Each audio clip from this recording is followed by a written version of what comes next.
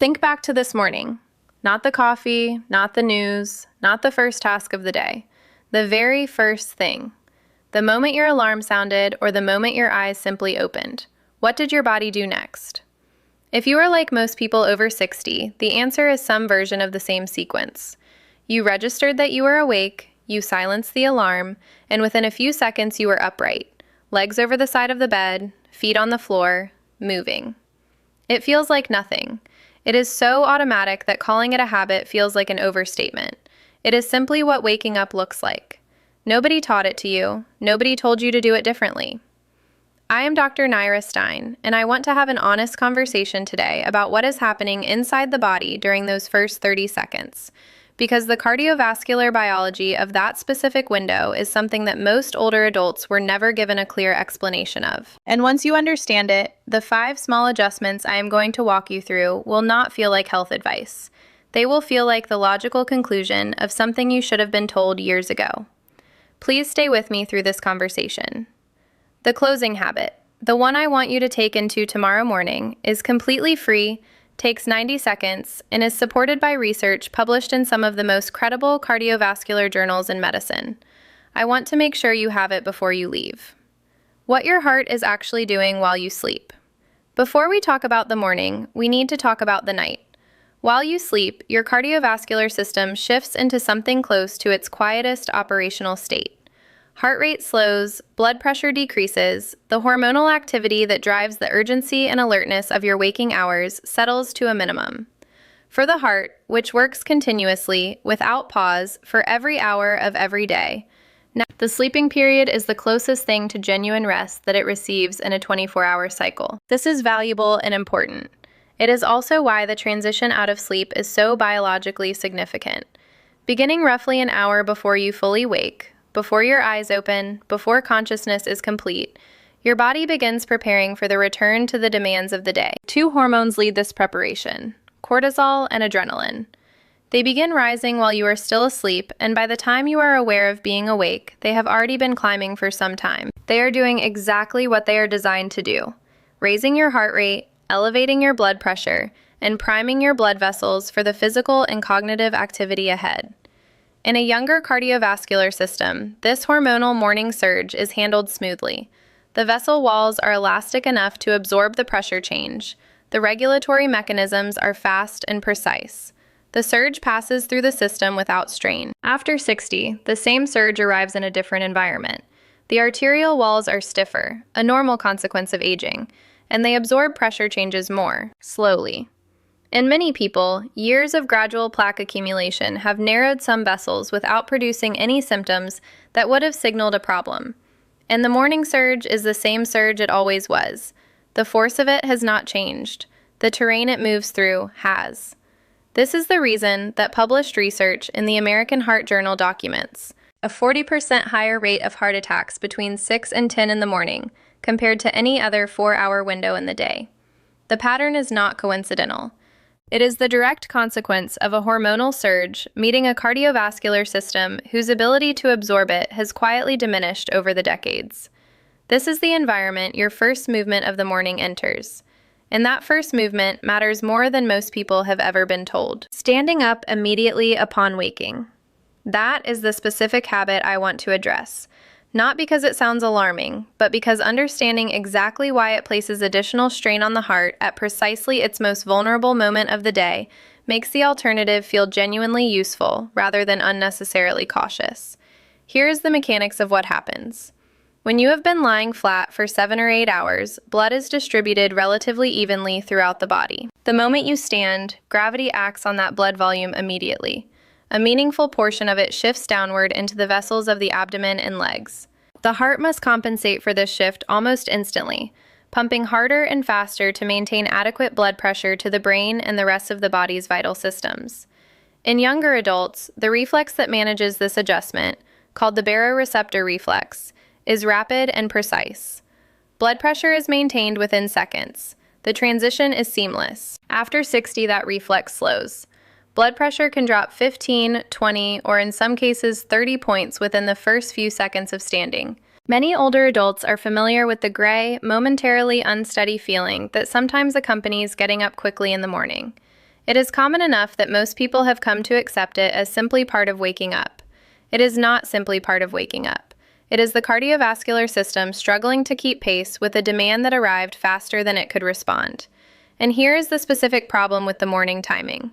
The baroreceptor reflex is being asked to compensate for gravitational blood redistribution at the exact moment the cortisol and adrenaline surge is also asking the heart to increase its rate and output.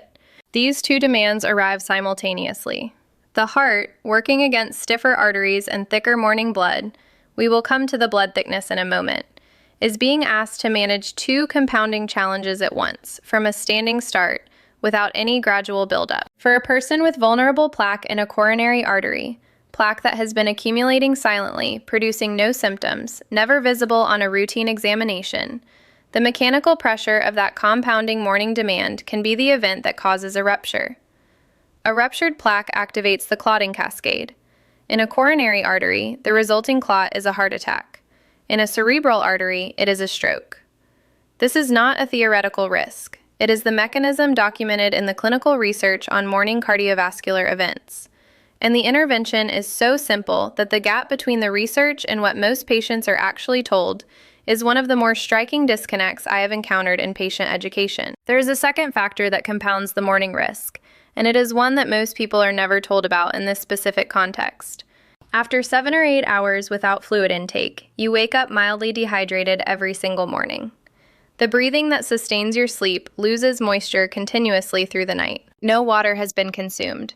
The result is blood that is measurably more viscous, thicker, than it was when you fell asleep. Thicker blood requires more force to circulate. It clots more readily. And the clotting factors that regulate how quickly blood will consolidate around a damaged vessel wall are at their highest activity level in the early morning hours, a pattern that has been documented in multiple studies of clotting physiology and that directly contributes to why that 6 to 10 window carries elevated cardiovascular risk. The intervention for this specific problem is as simple as it is consistently overlooked. A glass of water, taken before you stand up, not after coffee, not after medication, before your feet touch the floor.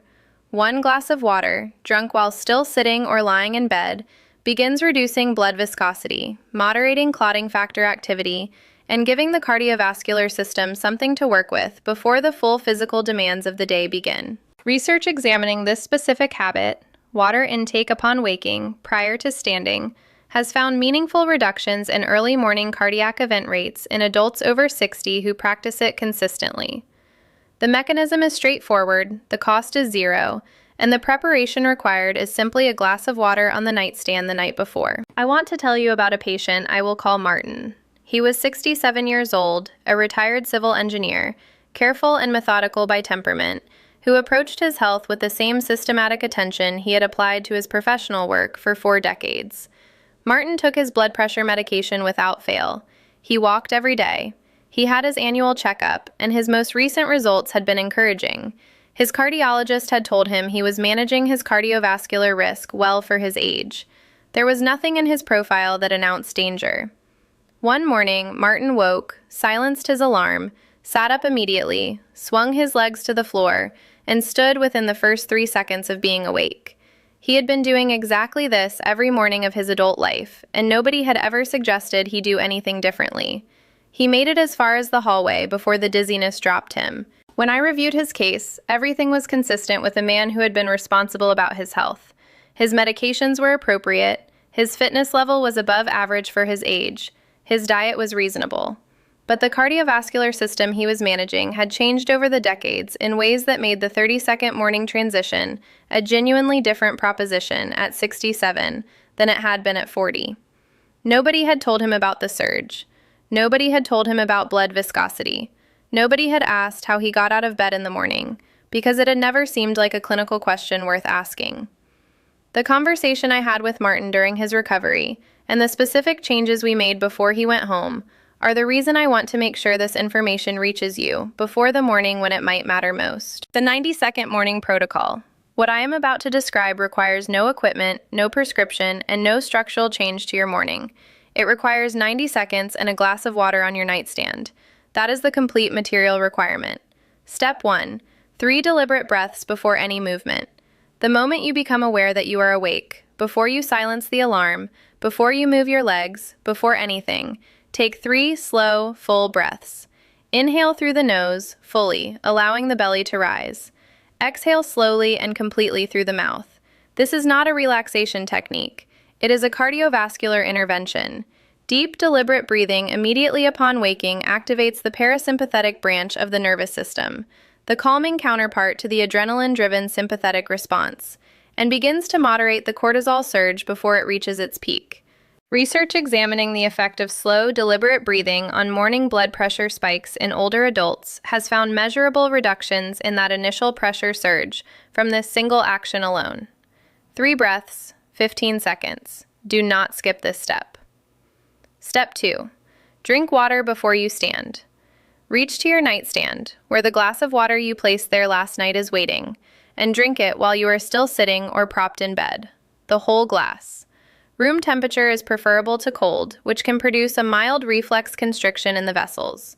You are doing 2 things simultaneously, beginning to thin the blood that has thickened overnight, and giving the kidneys and the circulatory system a volume of fluid to work with before the cortisol surge reaches its full expression. This is the habit that the published research has most consistently associated with reduced early morning cardiovascular event rates in this age group. Step 3. Sit before you stand and prepare your circulation before you rise. Roll to your side and push yourself upright slowly. Sit on the edge of the bed with your feet hanging. Do not stand yet. While seated, rotate both ankles, 10 slow circles in each direction. This activates the calf muscles, which act as a secondary pump for venous blood return. By contracting the calf before you stand, you are beginning to push the blood that has pooled in your lower legs back toward the heart, partially restoring the circulatory distribution that gravity will challenge the moment you rise. This preloads the system. Sit at the edge of the bed for a full 30 seconds. Then stand slowly, pressing through your legs rather than pulling yourself upright. Once standing, pause for 10 seconds before you take your first step. That is the complete protocol. 3 breaths, 1 glass of water, 30 seconds seated with ankle circles before standing slowly. Total time, 90 seconds. Total cost, nothing. If you take a diuretic, one additional thing worth knowing. For those currently managing blood pressure or fluid balance with a diuretic medication, there is one additional point I want to raise, not to cause concern, but because it is relevant and because it is infrequently discussed in routine appointments. Diuretics work by encouraging the kidneys to flush excess fluid. They are effective and widely prescribed, and for many people, they are an important and appropriate tool. But as the kidneys increase their fluid output, they also excrete magnesium. And magnesium is one of the primary minerals involved in regulating the electrical signals that coordinate your heartbeat. When magnesium levels drift downward over months of diuretic use, which they can do quietly, without obvious symptoms, the heart's electrical stability is gradually affected. The result can be palpitations, irregular rhythm, or heightened sensitivity to the kinds of cardiovascular stressors we have been discussing throughout this conversation. If you are on a long-term diuretic and have not had your magnesium level checked recently, it is worth raising at your next appointment. It is a straightforward blood test, and the information it provides can be genuinely useful in understanding your heart's morning behavior. What happened when Martin changed one thing? Before Martin left the hospital, we made 3 specific adjustments to his morning. A glass of water on the nightstand, 3 breaths before movement, sitting at the edge of the bed for 30 seconds before standing. That was the entirety of the change. 6 months later, at his follow-up appointment, his wife, who had been tracking his morning blood pressure readings at home, reported that the numbers had stabilized in a way they had not been in the 2 years prior. The gray, momentary unsteadiness that Martin had spent years dismissing as normal waking up had disappeared entirely. His cardiologist asked what had changed. Martin told him he had changed how he got out of bed. His cardiologist was quiet for a moment and then said something that I think is worth repeating. Nobody ever asks about that. Martin came back to see me in the corridor after that appointment and said something that has stayed with me. He said, "Why wasn't I told this 10 years ago?" I did not have a good answer for him. The research has been there, the mechanism has been understood. The information simply does not reliably reach the people who need it before the morning it matters most. You now have it. Please use it. The morning window between 6 and 10 carries measurably elevated cardiovascular risk for adults over 60. The mechanism is specific, a hormonal surge of cortisol and adrenaline, meeting a cardiovascular system working with thicker blood, stiffer arteries, and the abrupt gravitational demand of immediate standing. These three factors do not arrive separately. They arrive at the same moment, every single morning, in a body whose ability to absorb them is different at 65 than it was at 40. The 90-second protocol addresses each of them directly. 3 deliberate breaths moderate the hormonal surge. 1 glass of water reduces blood viscosity. 30 seconds of seated ankle movement preloads the circulatory system before standing. Start tonight. Put a glass of water on your nightstand before you go to sleep. That single act is the beginning of a different kind of morning. There is something I want to leave you with that goes beyond the protocol itself. The cardiovascular system you wake up with every morning has been working without rest for your entire life.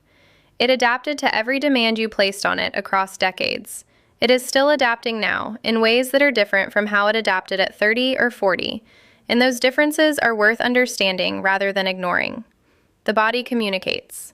The momentary dizziness when you stand, the early morning irregularity in the heartbeat, the way certain mornings feel heavier than others. These are not simply the inconveniences of aging. They are information. And when that information is given an accurate interpretation, when you understand what is actually happening in the vessels and the hormones in the blood during those first 90 seconds, the appropriate response becomes clear rather than mysterious. Good health after 60 is not about overhauling everything. It is about understanding what has changed and making the small, specific adjustments that work with your biology rather than against it. 90 seconds, every morning, starting tomorrow. I am Dr. Naira Stein. Your heart has been there for you without interruption for every day of your life. Give it a thoughtful 90 seconds at the start of each morning. That is a very reasonable exchange. Take good care of yourself.